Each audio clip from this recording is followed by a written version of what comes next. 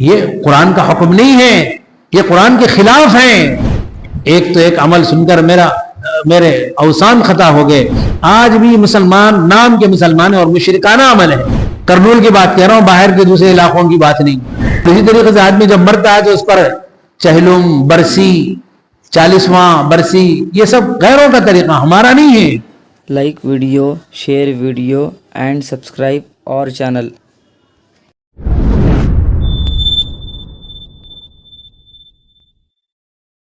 للذين هادوا والربانيون والأحبار بما استحفظوا من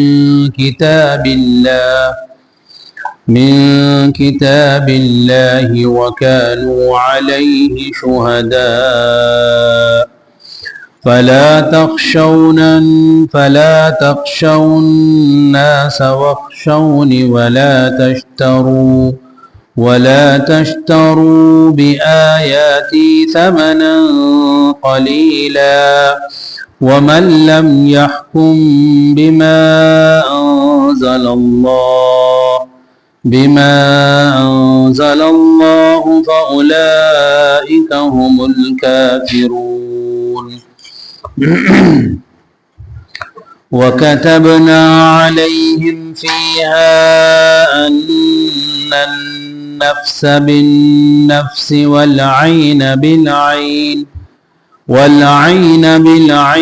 والأنف بالأنف والأذن بالأذن والسن بالسن والجروح قصاص فمن تصدق به فهو كفارة له ومن لم يحكم بما أنزل الله فأولئك هم الظالمون. وقفينا على آثارهم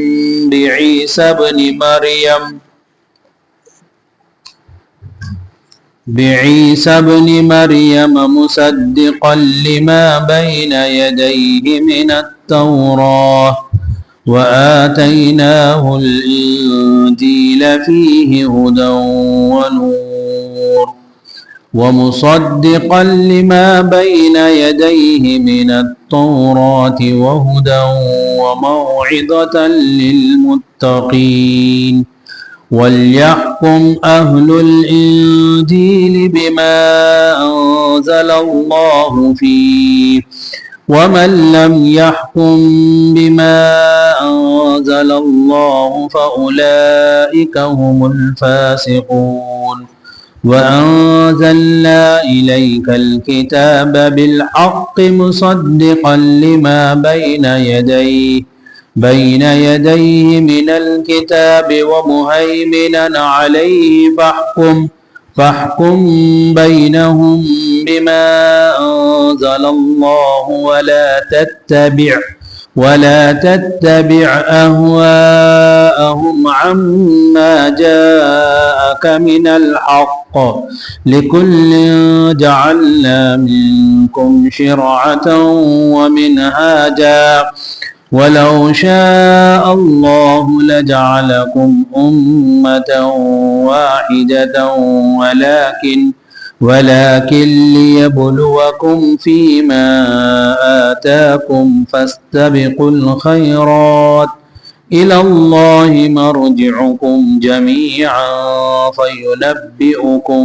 فينبئكم بما كنتم فيه تختلفون.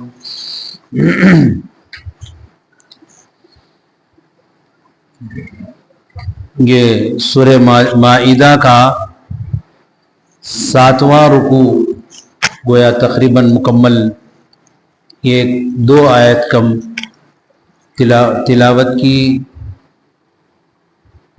طوالت کی وجہ سے 2 آیت کم تلاوت کی گئی.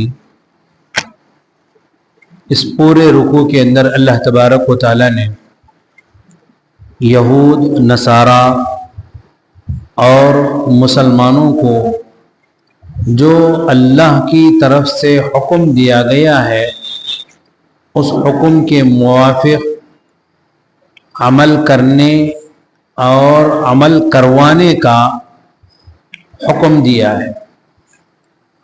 نبیوں کو اور نبیوں نے جو اللہ تعالیٰ کا دیا ہوا حکم چلایا، تو بعد کے جو علماء، احبار، رہبان، ان کو اللہ تعالیٰ نے حکم دیا کہ جو کتاب، جو احکام تم کو دیے گئے ہیں اس کے موافق تم کو فیصلہ کرنا ہے اور اس کے موافق حکم چلانا ہے، اس کے موافق تم کو بھی عمل کرنا ہے اور امت کو بھی عمل کروانا ہے۔ یہ جو 7واں رکوع ہے اس کا مفہوم جو آیتیں تلاوت کی گئی 44 اور 45، 46، 47، ان آیات کے مفہوم کو سمجھنے کے لیے اس سے پہلے کے رکوع کا مفہوم بھی تھوڑا ذہن نشین کرنا ہے۔ ممکن ہو کہ اس سے پہلے پیش رو مفسر نے ان واقعات کی طرف توجہ دلائی ہو، کیونکہ اس کے بغیر وہ رکوع مکمل نہیں ہوتا۔ اس سے پہلے رکوع میں اس کے شان نزول میں 2 واقعات بیان کیے گئے تھے، کیونکہ اللہ کے نبی علیہ الصلاۃ والسلام جب مدینہ منورہ تشریف لائے، مکے سے ہجرت فرما کر مکہ مکرمہ سے، مدینہ کے نواحی میں یعنی اس کے اطراف میں خیبر کا علاقہ تھا، جہاں پر یہودیوں کے 2 قبیلے تھے، بنو نذیر اور بنو قریظہ۔ یہ 2 قبیلے رہتے تھے۔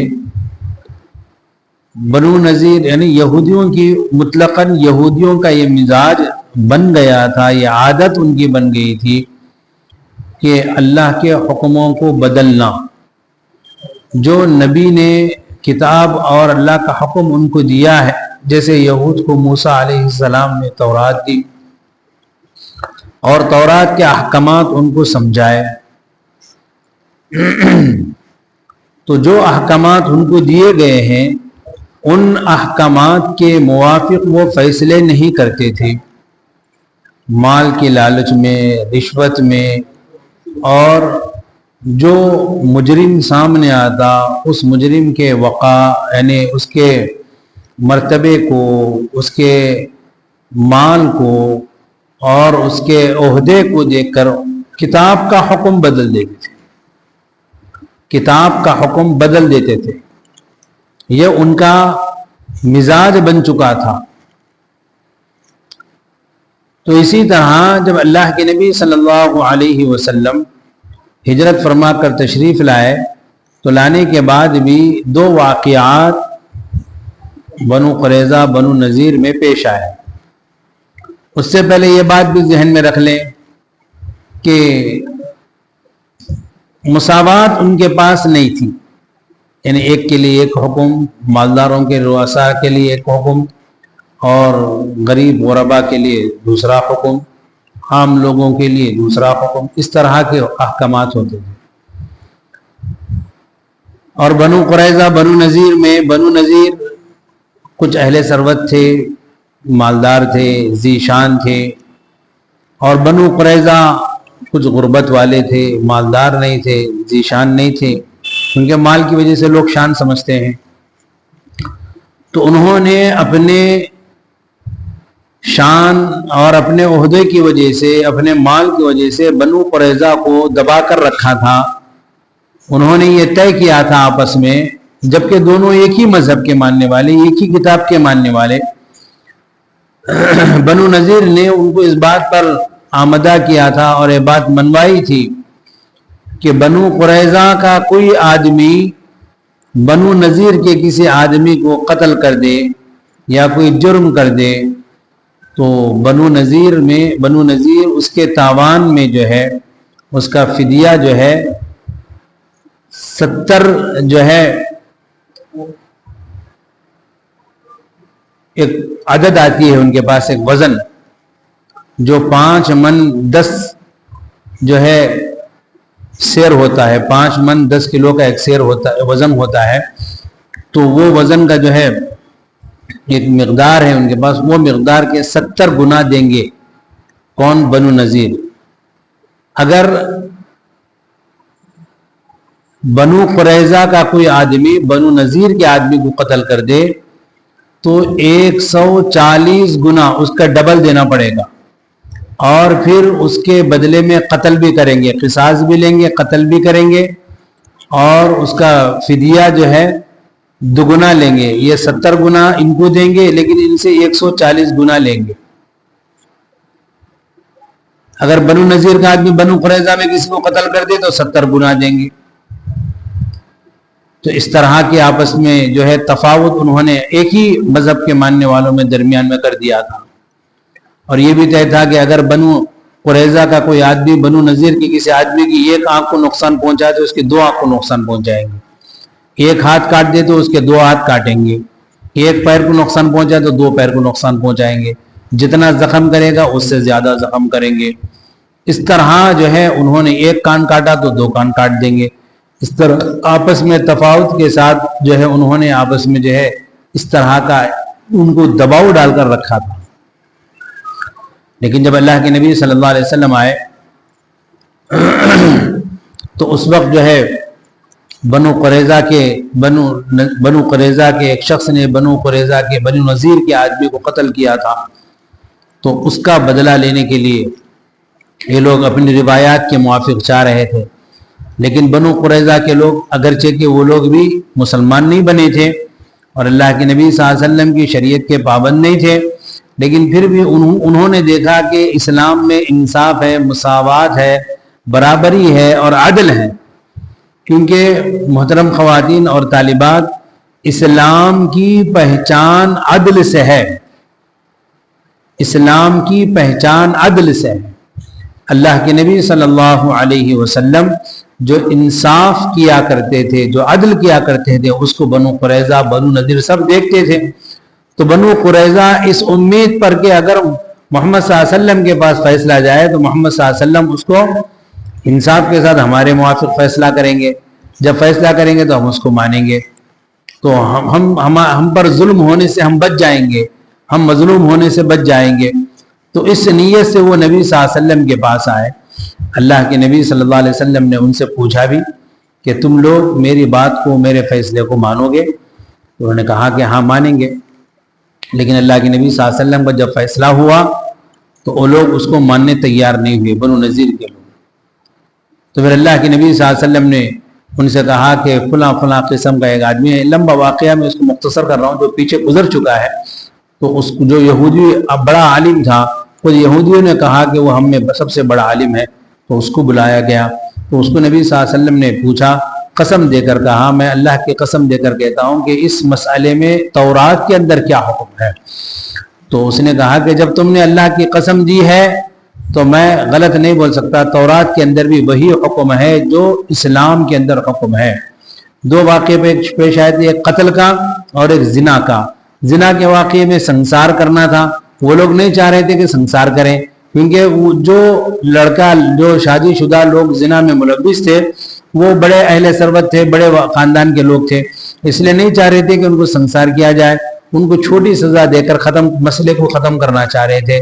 لیکن جب اللہ کے نبی صلی اللہ علیہ وسلم کے پاس مسئلہ آیا تو اللہ کے نبی صلی اللہ علیہ وسلم نے سنسار کا حکم دیا، تو ان لوگوں نے نہیں مانا۔ تو جب ان کے یہودیوں کے بڑے عالم کو بلایا گیا اور نبی صلی اللہ علیہ وسلم نے قسم دے کر پوچھا تو ان لوگوں نے کہا، اس یہودی عالم نے کہا، جو حبر تھا، اس نے کہا کہ جو ہے تورات میں بھی یہی حکم ہے جو قرآن کا حکم ہے۔ تو اس طرح انہوں نے جو ہے نبی صلی اللہ علیہ وسلم کے ساتھ یہ کیا۔ تو یہاں اللہ تعالیٰ ان یہودیوں کو تورات کے حکم پر عمل کرنے کا حکم دیتے ہوئے، اور اس میں جو لوگ عمل کرتے تھے ان کی تعریف کرتے ہوئے، اللہ تعالیٰ آج کے یہودیوں کو، یعنی جب قرآن پاک نازل ہوا اس وقت کے یہودیوں کو اس بات کا حکم دے رہے ہیں کہ جب تمہارے یہود بڑے بڑے علماء جو بالکل ربانیین تھے، متقی تھے، ان لوگوں نے جب جو ہے तौरात पर अमल किया तुम्हारे आबा व अजदाद ने, तो आज तुमको किस बात का डर है कि तुम तौरात की बताई हुई बातों को छोड़कर अपनी मर्जी पर चल रहे हो, जबकि तौरात में मोहम्मद सल्लल्लाहु अलैहि वसल्लम की शरीयत का जो है जिक्र है, नबी सल्लल्लाहु अलैहि वसल्लम की बिअसत का जिक्र है, नबी सल्लल्लाहु अलैहि वसल्लम की जो किताब होगी कुरान पाक, वो किताब नासिख होगी और तौरात मनसूख होगी, उसका जिक्र है। इसके बावजूद भी तुम आज के लोगों से डर रहे हो कि लोग तुम्हें इज्जत नहीं करेंगे। अगर तौरात के मुवाफिक मसला बयान किया जाए तो लोग इज्जत नहीं करेंगे, और लोगों की माल की लालच और हिर्स में तुम तौरात के हुक्म को बदल रहे हो। तो ये बात 44 वाली आयत में, 40 पर 4 वाली आयत में ये बात गुजरी। उसके साथ साथ अल्लाह ताला ने फरमाया कि देखो तुमने जो आपस में एक दूसरे के साथ जुल्मन जो मुआहिदा बनु कुरैज़ा के साथ तुमने किया है, मामला तय किया है कि उनका आदमी अगर तुम्हारी एक आंख को नुकसान पहुंचाए तो तुम उसके 2 आंख को नुकसान पहुंचाओगे, अगर उनका आदमी तुम्हारे गुलाम को कत्ल करे तो तुम उनके आज़ाद को कत्ल करोगे, और फिदिया भी तुम जो है डबल लोगे, दुगना लोगे, उनको आज़ाद होगे तुम उसका दुगना लोगे। तो इस तरह जो तुमने जुल्मन जो तय किया है ये गलत है। इसका अभी अल्लाह ताला जिक्र कर रहे हैं 45 आयत में, 45 नंबर आयत में, वकतबना अलैहिम फीहा अन्नन नफ्स बिन नफ्स, और हमने लिखा है, हमने तय किया है तुम उन लोगों पर यानी यहूद पर कि जान के बदले में जान है, आंख के बदले में आंख है, वल अनफा बिल अनफी, नाक के बदले में नाक है, वल उदुना बिल उदुनी, और कान के बदले कान है, वस्सिन्ना बिस्सिन्नी, दांत के बदले दांत हैं, वल जुरूहा क़िसास, और जख्म जो भी पहुंचाएंगे उसी के बराबर जख्म पहुंचा जाएगा, उससे ज्यादा नहीं किया जाएगा।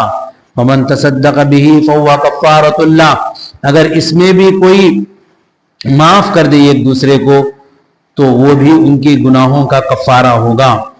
आगे फरमा रहे वमन लम यहकुम बिमा अंज़लल्लाह फउलाइका हुमुज़ ज़ालिमून, जो अल्लाह ताला ने किताब में हुक्म नाजिल किया है उसके मुवाफिक कोई फैसला ना करे तो फैसला न करने वाले बड़े जालिम हैं जो अपने आप पर जुल्म कर रहे हैं।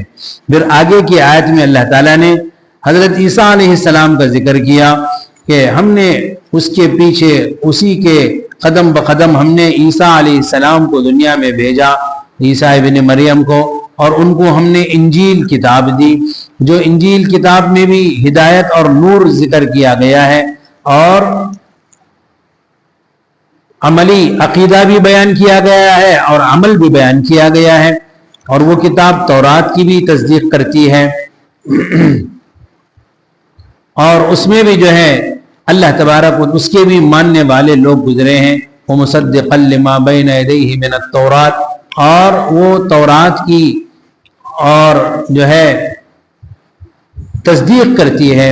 वह हुदन व मौइज़तन लिलमुत्तक़ीन, और उसमें हिदायत है और उसमें इबरतनाक वाक़ियात हैं अल्लाह से डरने वालों के लिए। उसके बाद की आयत में अल्लाह ताला ने इन ईसाइयों को भी, इन नसारा को भी अल्लाह ने हुक्म दिया कि तुमको चाहिए कि तुम भी अपने फैसले, अपने अहकामात, अपने क़ज़ियों का फैसला जो है इंजील में दिए गए हुक्म के मुवाफिक करें, अपनी मर्जी से ना करें। जो इंजील में दिए गए हुक्म के मुवाफिक फैसले नहीं करेंगे, वमन लम यहकुम बिमा अंज़लल्लाह फउलाइका हुमुल फासिकून, वो बड़े अल्लाह के नाफरमान और गुनहगार होंगे।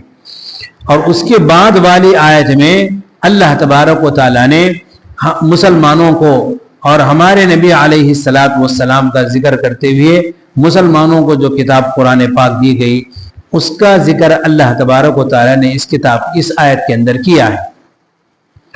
अल्लाह ताला फरमा रहे हैं व अंज़लना इलैकल किताब बिल हक़, और हमने नाजिल किया तुम पर भी किताब हक के साथ, यानी बिल्कुल बरहक किताब हमने तुमको भी दिया।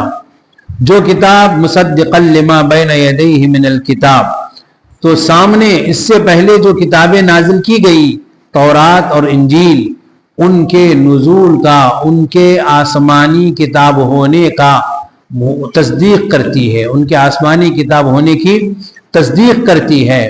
آسمانی کتاب ہونے کی تصدیق کرتی ہے کا مطلب یہ ہے کہ وہ بھی آسمانی کتابیں تھیں، لیکن اب ان کے ماننے والوں نے ان کے احکامات کو بدل دیا ہے.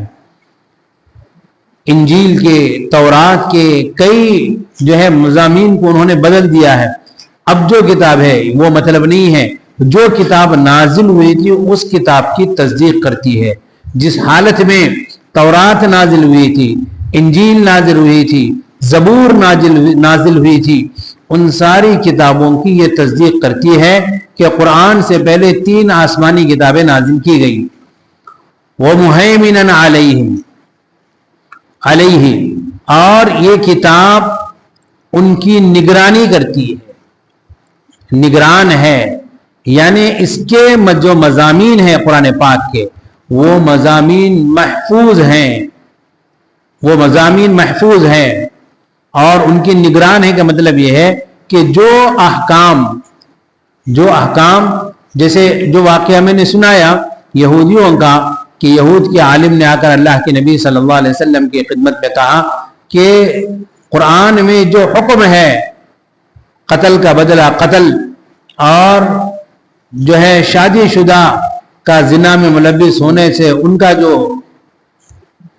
ان کی جو سزا ہے وہ جو ہے سنسار ہے، تو وہ حکم تورات میں بھی وہی حکم ہے.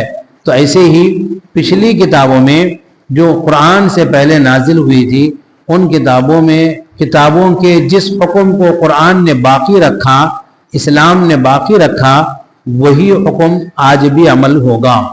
اور جن احکامات کو قرآن نے بدل دیا، منسوخ کر دیا، تو وہ احکامات منسوخ ہیں، قابل عمل نہیں ہیں. تو وہی بات یہاں پر ہے، وَمُهَيْمِنًا عَلَيْهِ فَاحْكُمْ بَيْنَهُمْ بِمَا أَنزَلَ اللَّهُ. اللہ تعالی ہمارے نبی علیہ السلام کو حکم دے رہے کہ آپ فیصلہ کیجئے مسلمانوں کے درمیان یا ان کے درمیان. یہاں پر جو بات چل رہی ہے یہود کی، یہود جب تمہارے پاس فیصلہ لے کر آئیں تو یہود کا فیصلہ بھی قرآن ہی کے ذریعے سے کیجیے، قرآن میں جو حکم دیا گیا ہے اسی کے ذریعے کیجیے. وَلَا تَتَّبِعْ أَهْوَاءَهُمْ أَمَّا جَاءَكَ مِنَ الْحَقِّ، اور ان کی خواہشات کی اتباع نہ کیجیے. یعنی وہ جو حق کے خلاف فیصلہ لے کر آئے ہیں، قضیہ لے کر آئے ہیں، اس قضیے کے جو ہے بارے میں آپ قرآن کے موافق فیصلہ کریں، ان کی چاہت کے موافق فیصلہ نہ کریں، ان کی چاہت کی اتباع نہ کریں، کیونکہ وہ چاہتے ہیں کہ اللہ کے نبی صلی اللہ علیہ وسلم ان کی چاہت کے موافق فیصلہ کر دیں. اللہ تعالیٰ فرما رہے کہ جب وہ آئیں گے تمہارے پاس تو فیصلہ تم قرآن کے موافق کرو گے. تو آج بھی یہی حکم ہے کہ جہاں مملکت میں مسلمان بادشاہ ہوں اور اس میں جو ہے دوسرے مذہب کے لوگ یہود، نصارہ، مشرکین، ذمی ہوں، وہ مسلمان بادشاہ کے تحت ہوں، تو ان کو جو ہے ان کے کوئی قضیے ہوں، ان کے کوئی مسئلے ہوں، تو ان کو ان کے عالم کے ذریعے سے، ان کی کتاب کے جاننے والے کے ذریعے سے فیصلے کروائے جائیں گے. اگر انہوں نے کہا کہ مسلمان قاضی ان کے فیصلے کرے تو مسلمان جب کرے گا تو قرآن کے موافق فیصلہ کرے گا. مسلمان اپنی زبان سے ان کی کتاب کا فیصلہ نہیں سنائے گا، وہ عمل ان کی کتاب کا عمل ہمارے پاس منسوخ ہے، ان کی کتاب کا عمل ہمارے پاس منسوخ ہے.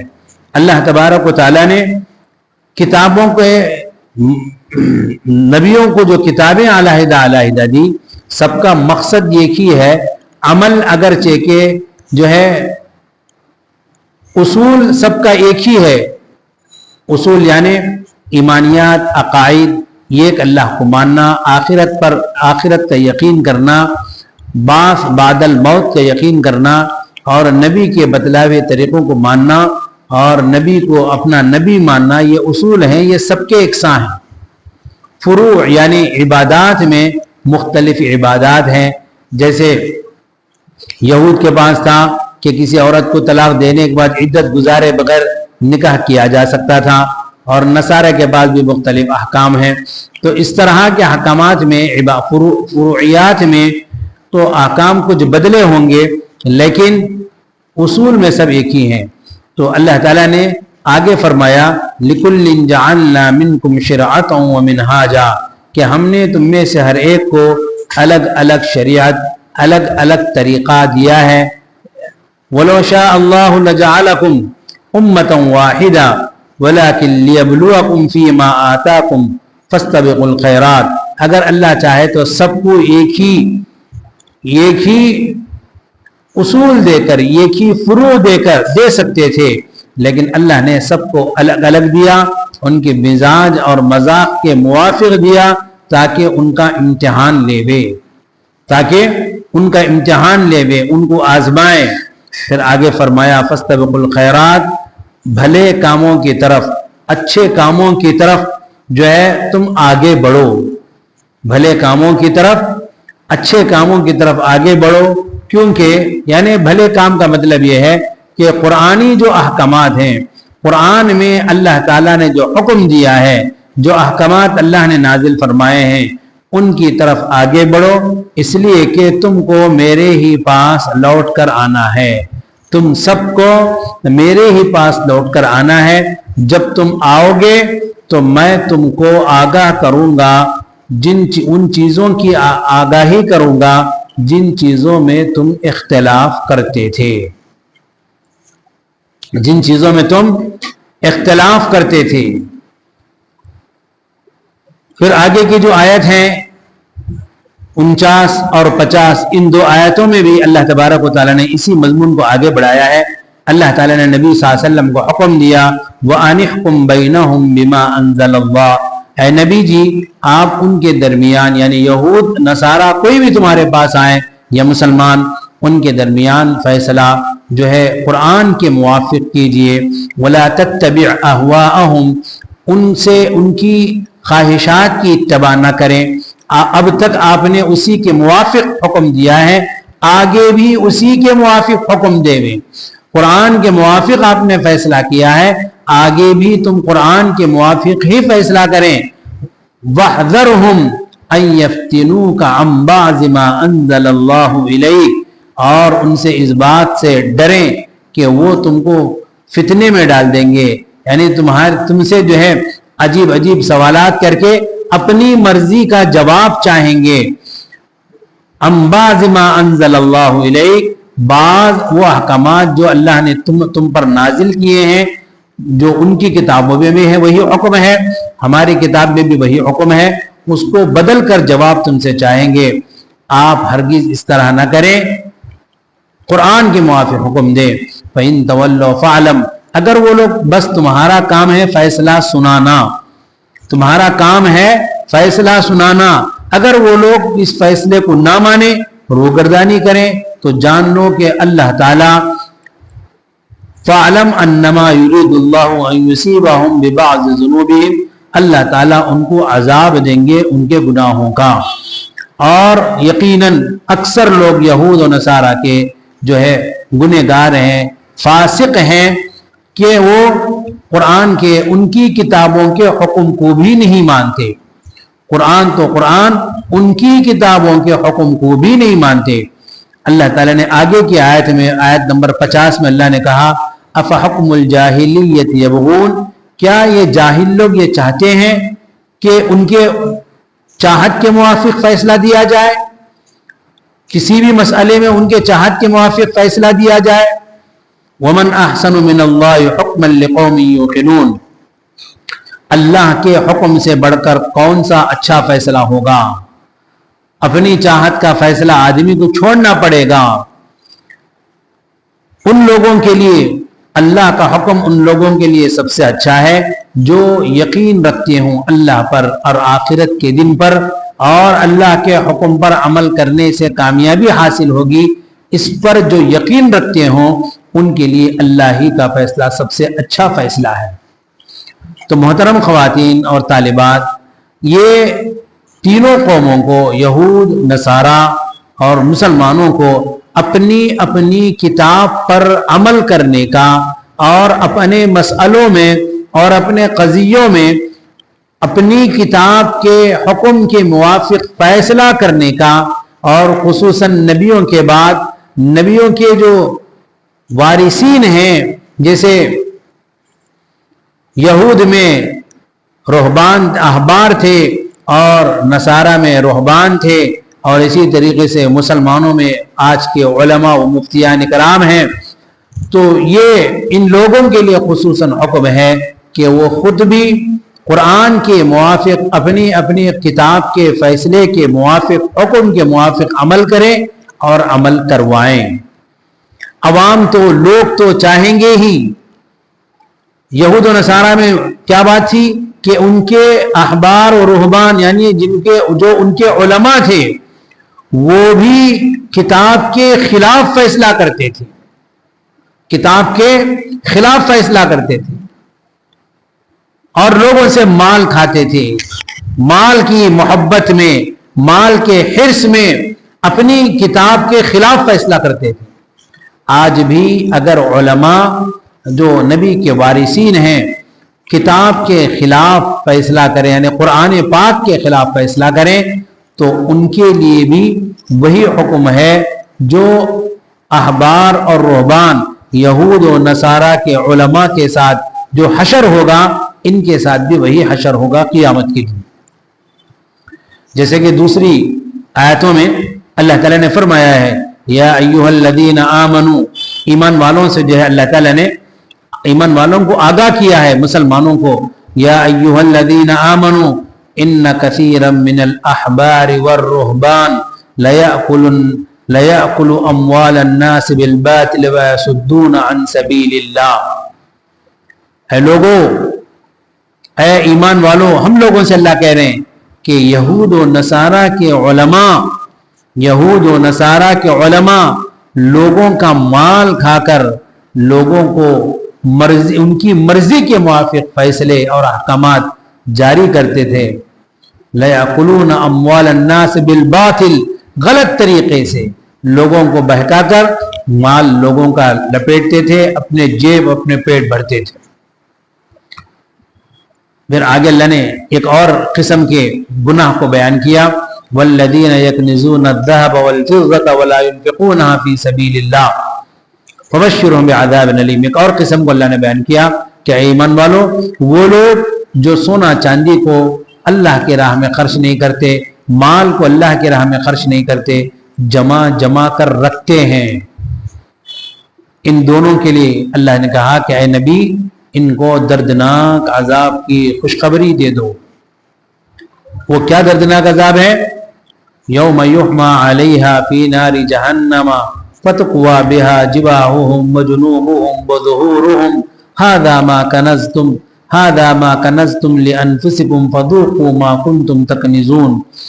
جو علماء نے، جن احبار و رہبان نے، یہود و نصارہ کے ہوں یا مسلمانوں کے ہوں، جن علماء نے لوگوں کو غلط مسئلے بتا کر مال بٹورا ہے، اس مال کو، اور اسی طریقے سے وہ لوگ جو اللہ کے راہ میں مال خرچ کیے بغیر جمع کر رکھے ہیں، ان لوگوں کو کیا کیا جائے گا؟ ان کے مال کو فولاد کی شکل دی جائے گی، لوہے کی شکل دی جائے گی، وہ مال لایا جائے گا ان کے سامنے، قیامت کے دن لایا جائے گا، پھر اس مال کو آگ میں تپایا جائے گا، یوم یحمى علیہا، کہ اس مال کو آگ میں تپایا جائے گا، اور اس کی لمبی لمبی سلاخیں ہوں گی لوہے کی سلاخوں کی طرح، اور فرشتے اس کو پکڑیں گے، اور ان سلاخوں سے ان کے پیشانیوں کو، ان کے بازوؤں کو، ان کی پیٹھوں کو داغا جائے گا، اور کہا جائے گا یہ وہ مال کا مزہ چکو جس کو تم نے اللہ کی راہ میں خرچ کیے بغیر جمع کر رکھا۔ اور ان علماء سے، یہود و نصارہ اور مسلمانوں کے ان علماء سے کہا جائے گا کہ یہ وہ مزہ ہے جو مال تم نے لوگوں کو غلط راستہ بتا کر کمایا ہے۔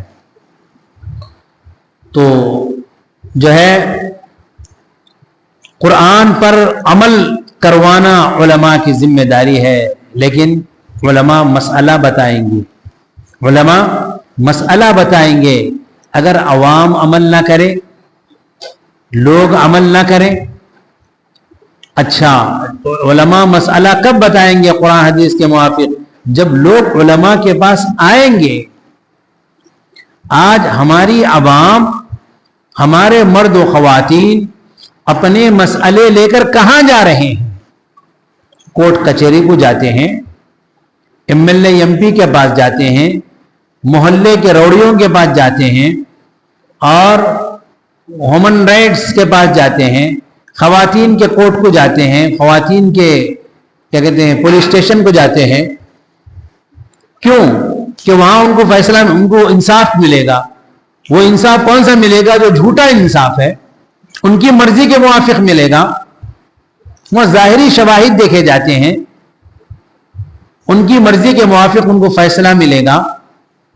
اور یہاں علماء کے پاس آئیں گے, محکمہ شرعیہ میں آئیں گے, دارالقضاء میں آئیں گے, قاضیوں کے پاس آئیں گے, مفتیوں کے پاس آئیں گے, علماء کے پاس آئیں گے, تو ان کو قرآن حدیث کے موافق فیصلہ ماننا پڑے گا. اگر عوام نہ آئے تو علماء کیا کریں گے؟ اللہ نے فرمایا اگر عوام آئے تمہارا کام یہ ہے کہ مسئلہ قرآن حدیث کے موافق بیان کرو. وہ نہ مانے تب بھی, یا وہ سرے سے تمہارے پاس مسئلہ لے کر نہ آئیں تب بھی, فَإِن تَوَلَّوْا, اگر وہ روگردانی کریں قرآن پر عمل کرنے سے, اگر وہ قرآن پر عمل کرنے سے روگردانی کریں, تو جان لو کہ اللہ تعالیٰ ان کو عذاب دینا چاہتے ہیں, ان کی نافرمانی کا عذاب دیں گے, ان کی نافرمانی کا عذاب دیں گے. اور وَإِنَّ كَثِيرًا مِّنَ النَّاسِ لَفَاسِقُونَ, اور اکثر لوگ یعنی جو لوگ قرآن و حدیث کے فیصلے کو چھوڑ کر علماء اور دارالقضاء محکمہ شرعیہ میں اپنے فیصلوں کو, اپنے قضیوں کو لا کر فیصلہ کروانا چھوڑ کر دنیا والوں کے پاس جاتے ہیں, دنیا والوں کے پاس اپنے قضیوں کو حل کروانا چاہتے ہیں, تو محترم خواتین سن لیں کہ وہ اکثر فاسق ہیں, وہ گنہگار ہیں, وہ لوگ گنہگار ہیں. تو قرآن جو اللہ تعالیٰ نے نازل فرمایا, تو قرآن کے نزول کا مقصد اور قرآن سے پہلے کتابیں جو نازل ہوئی ان کے نزول کا مقصد, سب مقصد ایک ہی ہے کہ اس پر عمل کیا جائے. جیسے اللہ نے قرآن کے نزول کے جہاں ذکر کیا, وہاں اللہ نے یہ ذکر کیا شہر رمضان الذی انزل فیہ القرآن ھدی للناس وبینات من الھدی والفرقان. اے لوگو, رمضان کا مہینہ جس میں ہم نے قرآن کو نازل کیا, جو قرآن ھدی للناس لوگوں کا رہبر ہے, لوگوں کی رہنمائی کرتا ہے, لوگوں کی رہبری کرتا ہے, لوگوں کی رہبری کرتا ہے, رہنمائی کرتا ہے, اور حق و باطل کے درمیان فرق کرتا ہے, حق و باطل کے درمیان فرق کرتا ہے. تو اس قرآن کے نزول کا یہ مقصد ہے, قرآن کے نزول کا یہ مقصد ہے. جب قرآن نازل ہوا تو یہود و نصارہ نے قرآن پر, اسی طریقے سے مشرکین نے قرآن کو ماننے سے, قرآن پر ایمان لانے سے اور قرآنی احکامات کے موافق اپنا عمل بنانے سے انکار کیا. کیوں انکار کیا؟ کہ وہ اپنے عمل کے, اپنے رسومات کے عادی بن چکے تھے, اپنے رسومات کے عادی بن چکے تھے.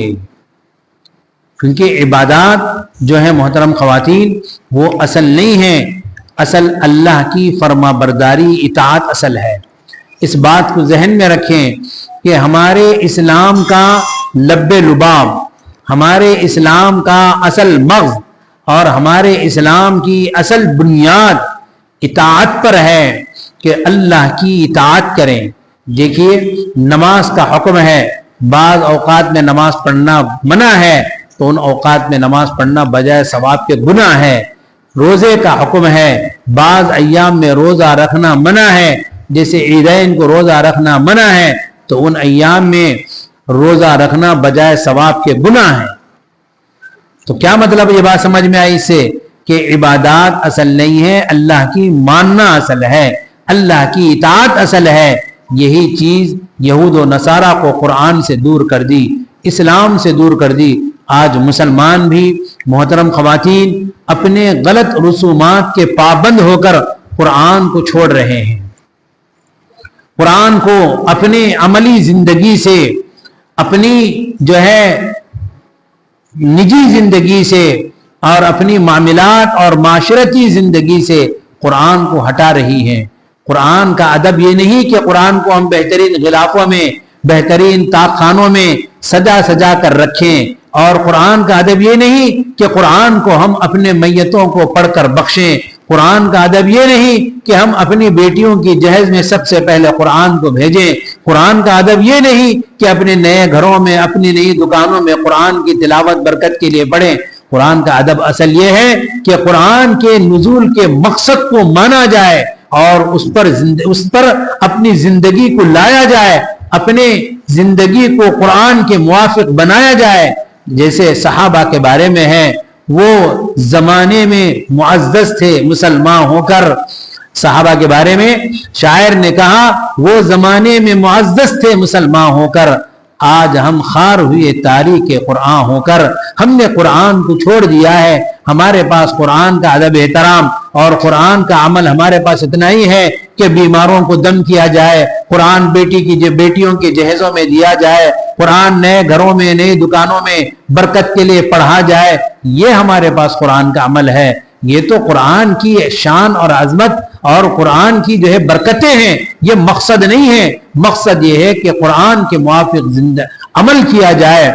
انسان کے پیدا ہونے سے لے کر انسان کے مرنے تک قرآن کا جو حکم ہے کہ اس کے موافق عمل کیا جائے۔ بہت سی چیزیں ہیں، میں 2-3 چیزوں پر توجہ دلاتا ہوں۔ جب پیدا ہونے کی بات آ گئی اور مرنے کی بات آ گئی تو درمیان کی بھی 2-3 چیزیں۔ پیدا ہونے کی بات، جیسے پیدا جب ہوتا ہے آدمی، بچہ پیدا ہوتا ہے تو ان ایام میں بہت سے غلط مشرکانہ رسومات جو ہم میں ہیں، جو قرآن ان کو منع کرتا ہے۔ اللہ کے نبی کے قرآن کا حکم ہے کہ اللہ کے نبی نے جو طریقہ تم کو دیا ہے اس کو اپناؤ، اور جس طریقے سے منع کیا اس سے رک جاؤ۔ اور ہم نے اس کو چھوڑ کر جو نبی نے طریقہ منع کیا اس کو اپناتے ہیں۔ مشرکوں کے، ہندوؤں کے، یہود کے، نصارہ کے طریقوں کو اپناتے ہیں۔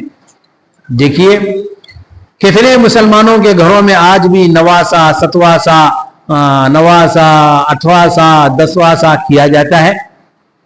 آج بھی کتنے مسلمانوں کے گھروں میں جو ہے وہ غلط رسم ہے کہ اگر گھر میں بہو حمل سے ہے تو اس بہو کو سورج گرہن، چاند گرہن کے ایام میں اسی طریقے سے کیا کہتے ہیں، اماواس کہتے نہیں، اماس کے دنوں میں جو ہے میکے بھیج دیا جاتا ہے۔ یہ ہندوؤں کا طریقہ ہے، مسلمانوں کا نہیں ہے۔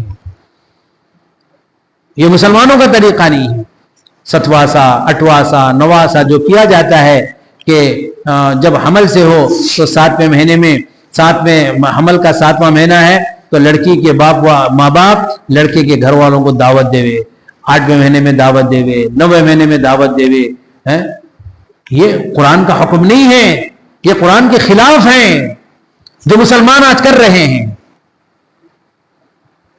ایک تو ایک عمل سن کر میرے اوسان خطا ہو گئے۔ آج بھی مسلمان نام کے مسلمان ہیں اور مشرکانہ عمل ہے۔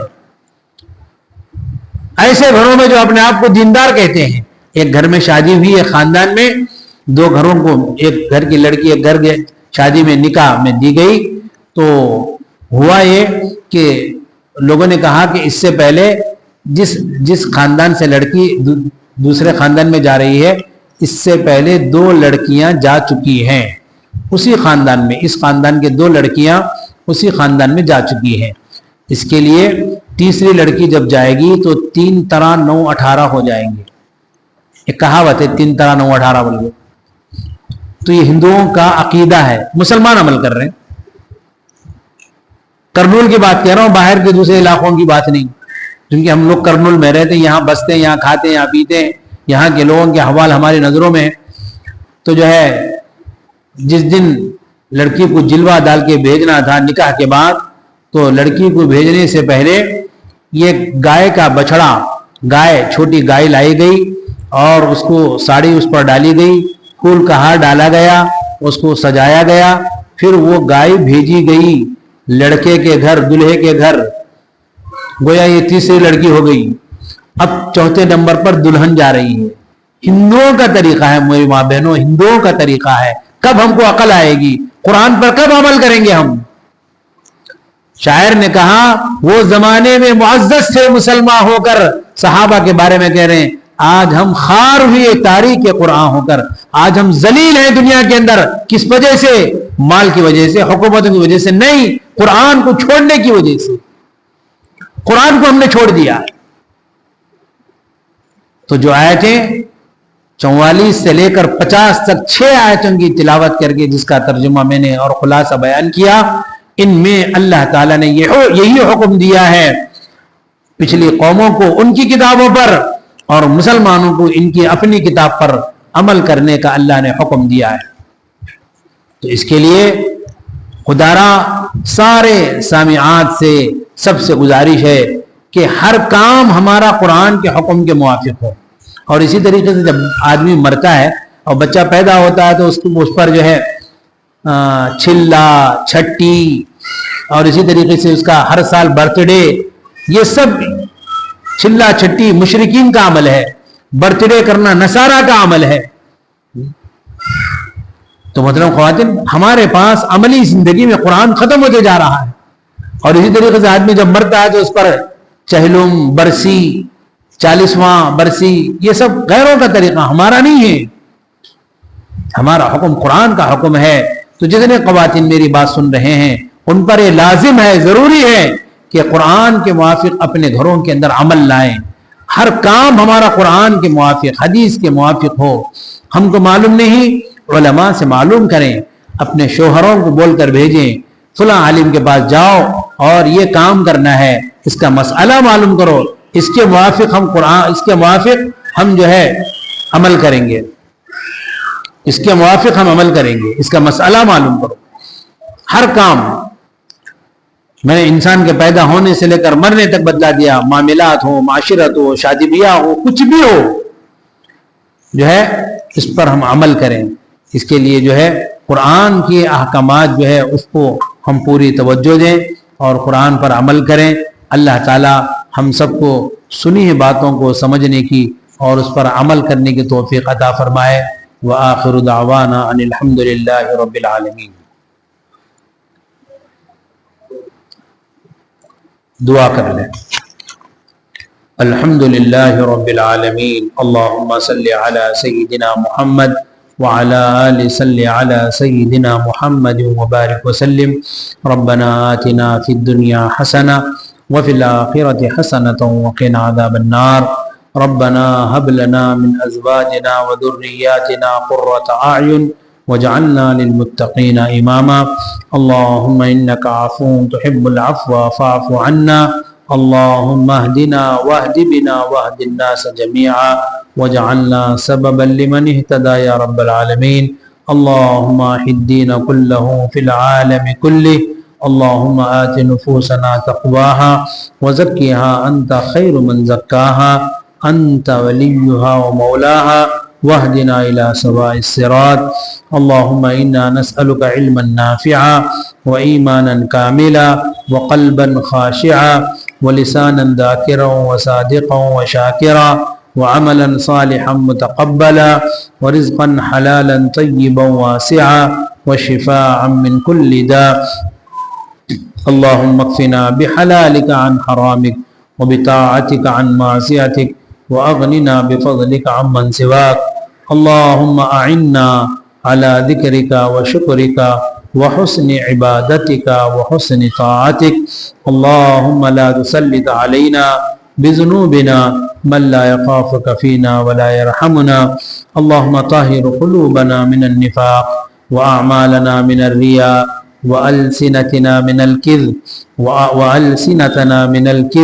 وأعيننا من الخيانة. تعلم خائنة الأعين وما تخفي الصدور برحمتك يا أرحم الراحمين. والحمد لله رب العالمين.